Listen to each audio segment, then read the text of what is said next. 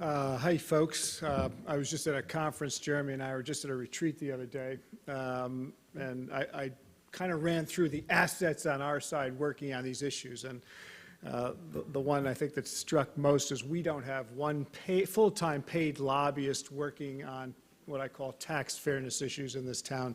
The other side has legions of corporate lobbyists and legions of well-heeled lobbyists, and we don't. And it just gives you a scale. I'm going to run through a bunch of PowerPoint slides to just help frame up the overall tax fairness issue and why I think it's important to all of us. But here's the takeaway for me that I want to say right at the front end.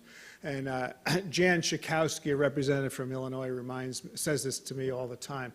And when people come, she gets folks coming through her door all the time asking for help.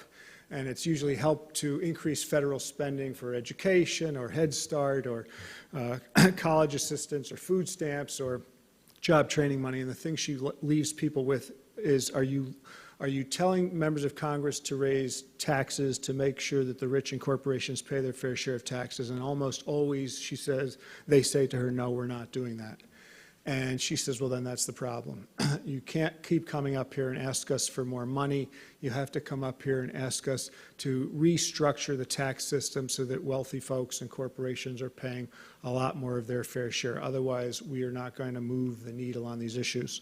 And Julianne said, she used the word uprising for what's going on in Baltimore, and I sort of said something similar this weekend. Until we have a movement in this country around federal spending, around the government, around investments, around how money gets allocated, and on the other side of it, how money gets raised to be spent on these things, we are not going to change the calculation here. So we need an uprising about the inequities that are happening in our communities, and it has to partly be about taxes and partly be about government spending. Let's see, forward. Yes. I kind of say, taxes is related to inequality in two ways. I call it the front end and the back end. The front end is, are we taxing folks enough? Are we taxing people at the high end enough? That's the revenue we need, and we recycle that money back in the back end, and it comes out through government spending, whether it's transfers, whether it's investments, but that's how it works. Money comes in at the front end, so and the issue is we're not, at this point in time, given our needs, especially as the baby boom starts retiring more, and as we look at the scale of problems we have in this country and the kinds of investments we have, we are not bringing enough money into the front end, and we've got to change that through revenue and recycle it back at the back end.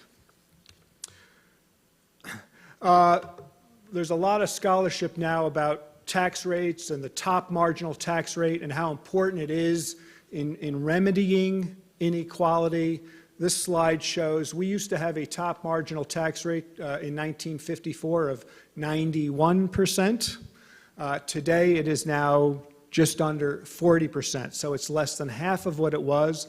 The big drops in that marginal tax rate occurred during President Reagan, which is right about in the middle there, and you can see how it dropped off in the early 1980s, and that is around the time inequality started to grow quite dramatically here in America, and it's continued that way. And so until we fix the top marginal tax rate and how much people are paying at the top end, we can't, it's a key part of this solution to inequality.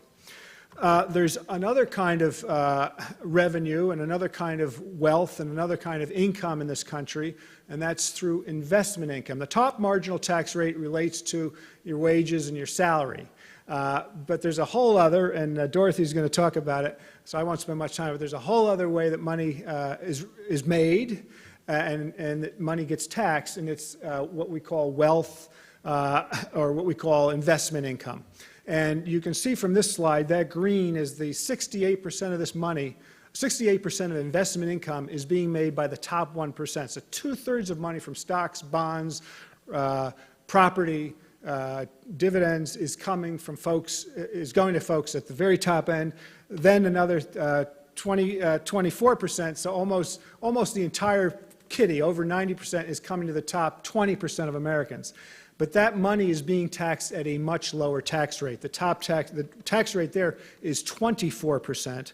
as opposed to 40% on wages and salaries. And so that gap needs to be closed in order to raise lots of money for us.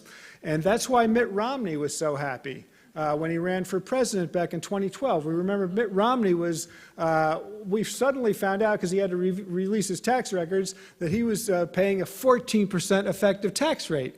One would have thought, oh, he would have been paying up in the 30s. No, he was paying 14%. Why? Because most of his income was coming in the form of investment income, not in form of wages and salaries. And let's not forget about corporate taxes as well. Corporate income is used to be an extremely important part of federal revenue. A third of federal revenue used to come in from the corporate tax system. It's now down to 1 out of every $10 is coming in from corporations. And that's critical for us in terms of addressing inequality in two ways. One is, without enough corporate revenue coming in, we don't have enough money coming into the government, and so we're not having enough money to spend on the kind of investments and programs we need. And also, the folks who, most corporate income is going for folks at the top, right? People who can afford the stocks, are getting paid those dividends, so their tax rate is being kept lower as a result of the lower tax rate on investment income. And guess what? Each of you, if you paid something in federal taxes in 2014, you paid more than 26 corporations paid over a recent five-year period. You alone paid more than 26 corporations. These are just 5 of them. So talk about inequality in the system. We've got to address it. And Julianne was talking about the federal budget and what the federal budget is used for. So another way that these tax issues contribute to inequality is we have been gripped by the issue of austerity around federal budgeting here in America. It's dominated us for 3, 4, 5 years now. And we have one party that refuses to raise taxes. We've got, and all it wants to do to balance the budget or to reduce the deficit is to cut programs.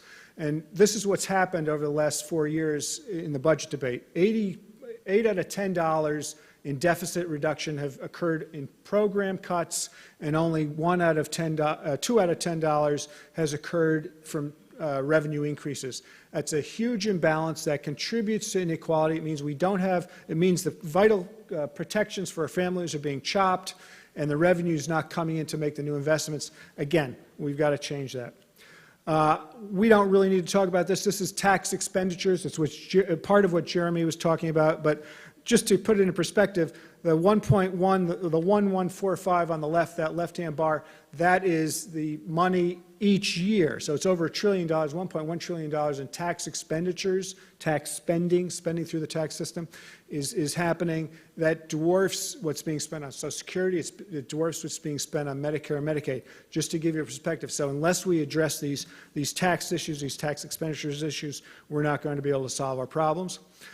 So the tax fairness solutions to inequality, one is we've got to raise a lot more revenue, and we've got to do it in the most progressive way possible. 2 is we need to spend that revenue protecting families and investing in the future. We need a people's budget. The Congressional Progressive Caucus put forward their people's budget this year. We did the best we've ever done on that. We got more than half the Democrats to support that. That's progress, big progress. And we also all need to champion tax fairness, not just more spending. So some folks say, oh, well, we can't tax the rich anymore. They're already paying a lot of the taxes. This slide shows to you how progressive the tax system is in America. This is not just the federal tax system. And when we think about the tax system, we shouldn't just think about the federal system. The federal system is a lot more progressive. But when you add in state and local taxes, which, as you know, are mostly property taxes and our sales taxes, those are much more regressive. When you look at the whole thing, what you find is that basically rich folks are paying, their share of income is about equal to what they're paying in taxes. And so what does that say? Well, it says they can do a lot more, right? There's room for them to do a lot more in this system. And this just shows you how the income tax system, the federal income tax system, how important it is in terms of addressing inequality.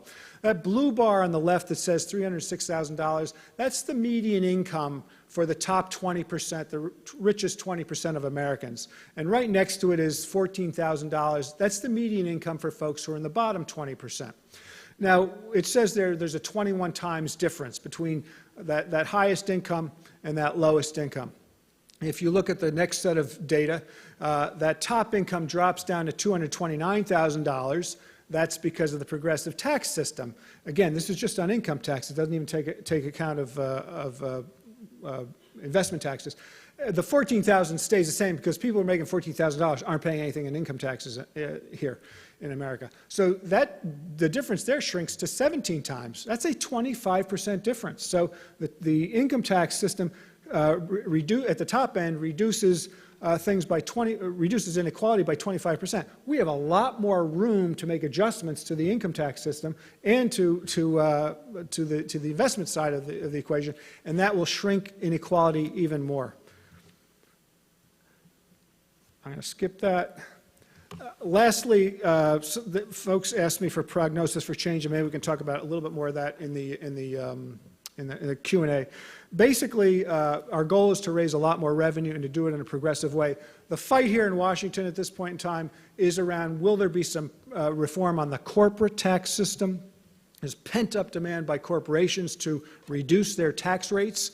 Our side is saying what we need is to raise revenue from corporations. They have not contributed a dime to this budget deficit debate that's happened, this austerity debate. It's all come either from cutting programs that matter to us, or we've gotten some chunk of it from the rich, but corporations haven't contributed a dime. So companies need to contribute more, not less. We saw what the loopholes do, and that we need to end tax breaks for companies that ship jobs and profits offshore. That's where a huge amount of the leakage is, and it's affecting our ability to keep jobs here in America.